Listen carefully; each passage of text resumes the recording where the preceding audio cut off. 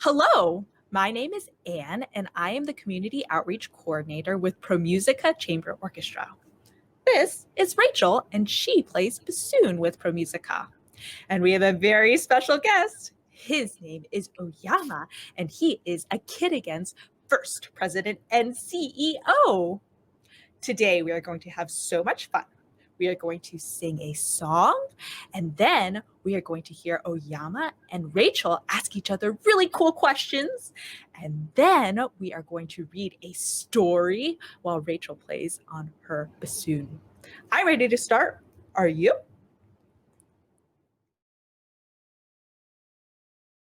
All right.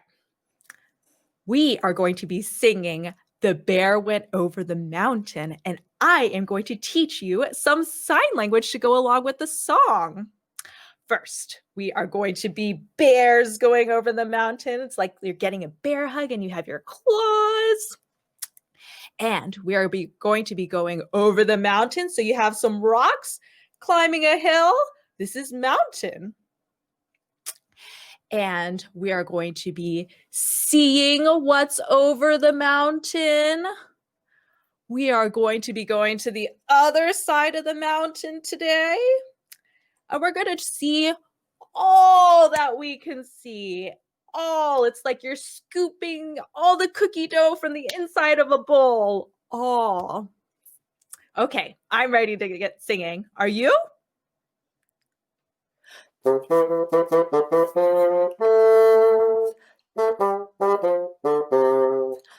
bear went over the mountain. The bear went over the mountain. The bear went over the mountain to see what he could see. To see what he could see. To see what he could see. The bear went over the mountain. The bear went over the mountain. The bear went over the mountain to see what he could see. The other side of the mountain, the other side of the mountain, the other side of the mountain was all that he could see, was all that he could see, was all that he could see. The other side of the mountain, the other side of the mountain, the other side of the mountain was all that he could see. Great job singing, everyone. Give your grown-up a high five. Now give yourself a high five.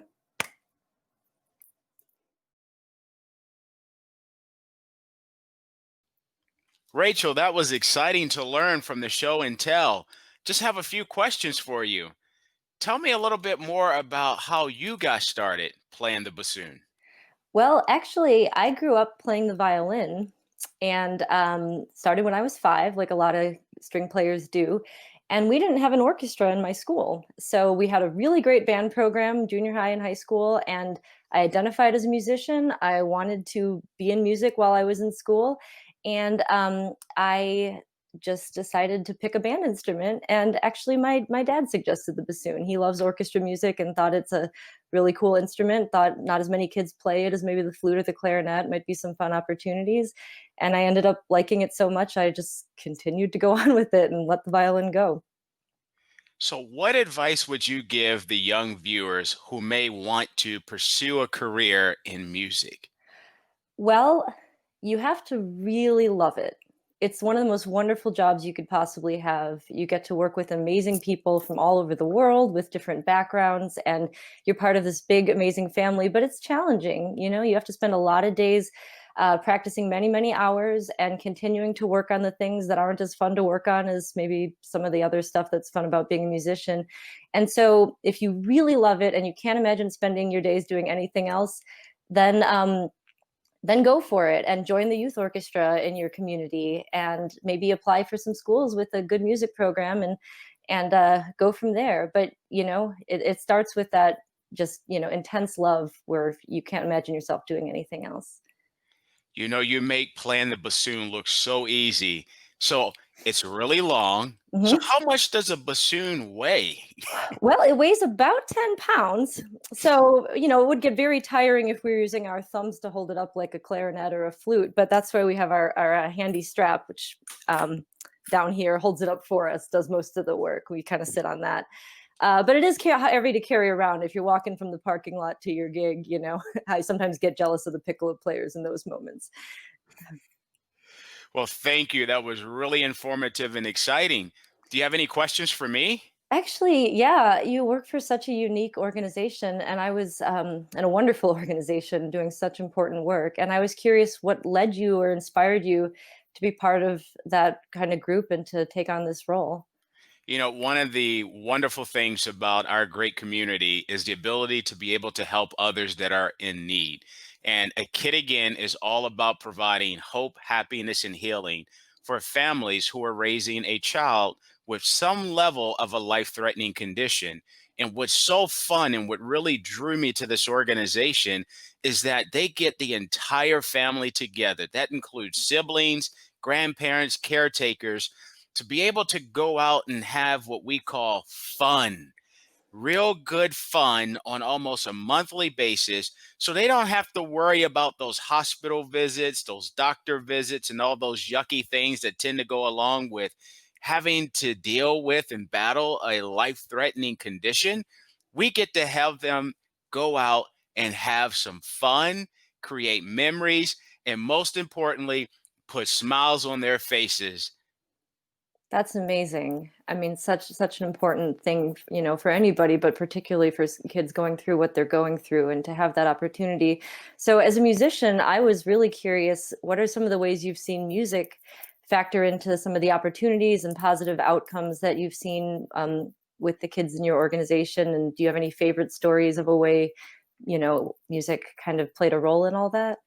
Rachel, that is an excellent question. And I got to tell you, one of the things that we have seen, no matter what type of adventure we put on, we call all of our activities adventures. When there's music involved, these kids and families just light up. I mean, it's just if, oh my gosh, they want to get up, they want to get out, they want to dance, they want to move in their chairs, and they really start to feel the vibe of everything that's going on. And so we like to bring music, all types, all genres of music to our adventures because we know that there's therapy and there's joy and there's happiness when they can hear the instruments, when they can sing along to the songs, and then they get the chance to move around a little bit with that. Oh my gosh, the smiles, the laughter, the fun. And then we're there and we're usually capturing it on video so that we can show them, remember when you were doing all these fun, great, creative moves? And it's just an absolute delight. That's so amazing. It's so wonderful to hear that that plays such an important role. Well, I guess my last question for you is, what's the most important thing that you've learned from getting to work with and getting to know kids and families as they face some pretty unique challenges? The one thing that I always share with people is that no matter what's going on in life, there is someone that can benefit from what I call a simple four-letter word, and that is good. The ability to do good, the ability to be able to share something good with others. Every single day I wake up, I get to live a simple four-letter word, and that is good. And these kids, the families, when we get them together, and now we get them together in these virtual opportunities, and they get to have fun. And it's an opportunity for them to feel good, even in the moment, and just know that there's something exciting that is coming. One of the things that I really, really love about this organization and love about these kids and love about the families is that level of anticipation, the anticipation of what's coming down the road. We all remember when our birthday was coming up or the great holiday was coming up. Boy, we did everything that we could. We'd wake up sometimes extra early. We were always really good in anticipation of what was coming, that ability to open up those gifts. That's what this is. It's the gift of joy, happiness, putting smiles on faces, and candidly, that's all coming from the ability to do good. That's so amazing. And thank you so much for the great work you're doing in our region. Just amazing.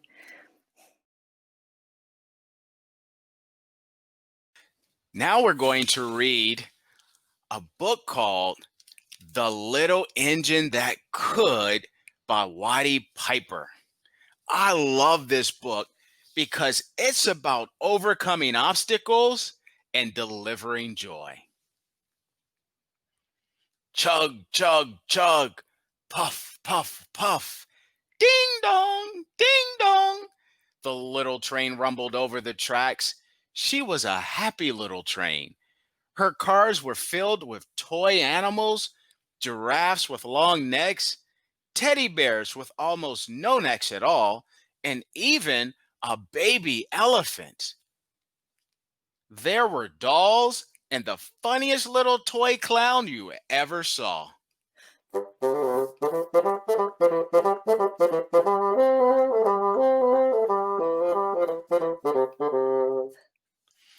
But that was not all.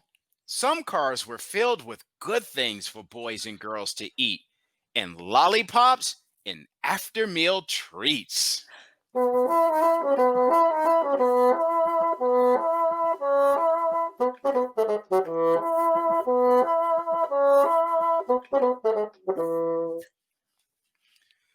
The little train was carrying all these wonderful things to the little boys and girls on the other side of the mountain. She puffed along merrily, then all of a sudden she stopped. She simply could not go another inch. Her wheels would not turn.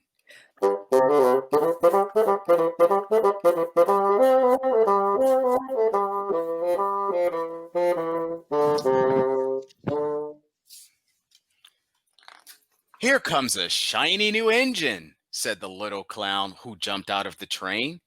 Please, shiny new engine, won't you pull our train over the mountain? Our engine has broken down, and the boys and girls on the other side won't have any toys to play with or good food to eat unless you help us.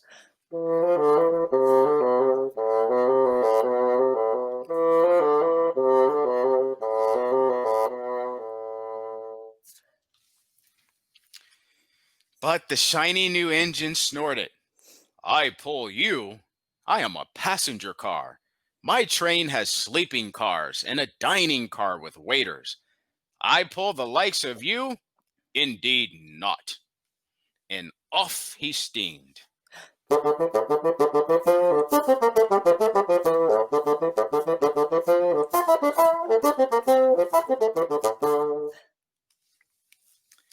Soon the little clown called out, Look, a great big strong engine is coming.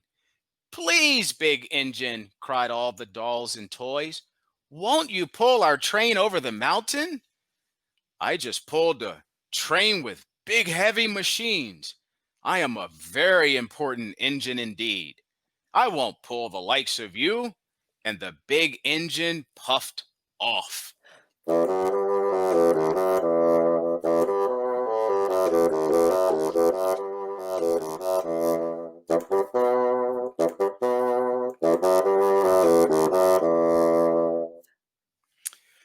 The little train and all the dolls and toys were very sad.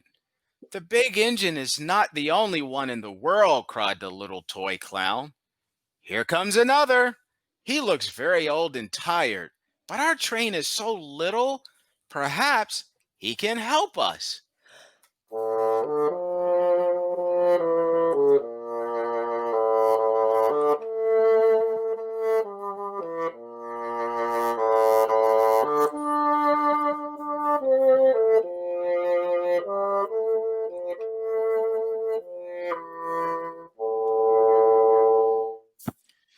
But the rusty old engine sighed. I am so tired. I must rest my weary wheels. I cannot pull even so little a train as yours over the mountain. I cannot, I cannot, I cannot. And off he rumbled. Now the dolls and toys were ready to cry.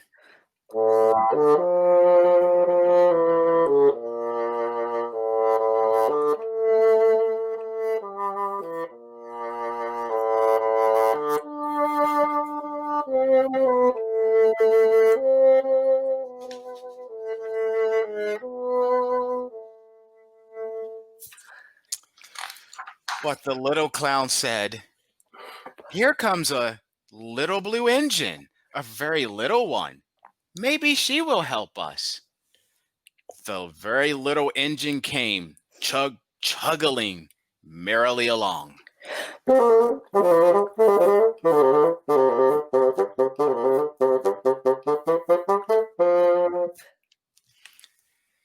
"What is the matter, my friends?" she asked kindly. "Will you pull us over the mountain?" cried the dolls and toys. "Our engine has broken down, and the good boys and girls on the other side won't have any toys to play with or good food to eat unless you help us."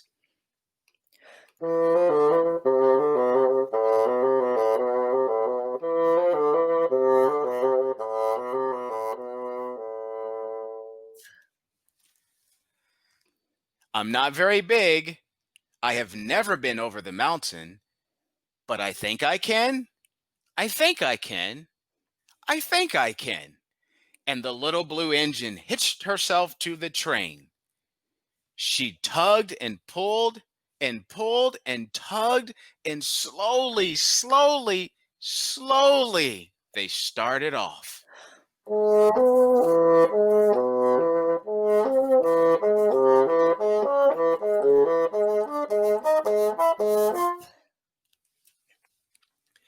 Puff, puff, chug, went the little blue engine. "I think I can. I think I can. I think I can. I think I can."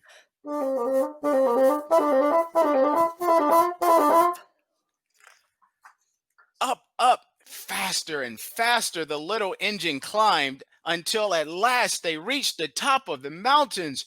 "Hooray, hooray!" cried the little clown and all the dolls and toys. "The good little boys and girls in the city will be happy because you helped us."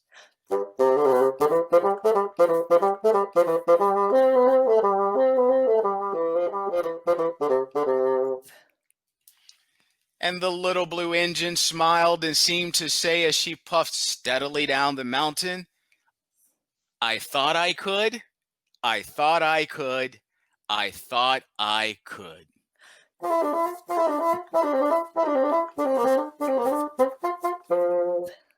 The end.